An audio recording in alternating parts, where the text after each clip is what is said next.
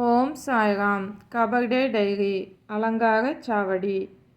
6/12/1910. காலை நேரத்தில் குளித்த பின் நான் சிறிது உலாவி வந்தேன். எம்ப்ராய்டரி பூவேலை செய்யப்பட்ட பெரிய குடை தமது தலையின் மீது பிடித்தபடி சாயிபாபா வெளியே போய்க் கொண்டிருப்பதை நாங்கள் கண்டோம். பின்னர் நாங்கள் மசூதிக்கு சென்றோம். சாயிபாபா ஏதோ கொஞ்சம் உணர்ச்சி வசப்பட்டவராய் காணப்பட்டார். பின்னர் அவர் எழுந்து நின்று அங்கு குவிக்கப்பட்டிருந்த உணவை விநியோகம் செய்தார். உதி சாம்பலை கொடுத்த பின்னர் எங்களை வெளியேறும்படி கேட்டார். அங்கனமே நாங்கள் வெளியேறினோம். மதிய உணவு மதியம் 2:30 மணி வரை பரிமாறப்படவில்லை.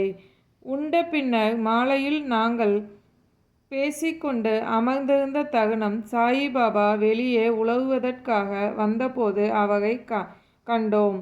அதன் பின்னர் சாயிபாபா இன்று இரவு தூங்கப்போகும் சாவடிக்கு சென்றோம். சமஸ்தான குடை, வெள்ளித்தடி, கவரி இன்னோரன வகைகளுடன் அவர் சாவடிக்கு சென்றார்.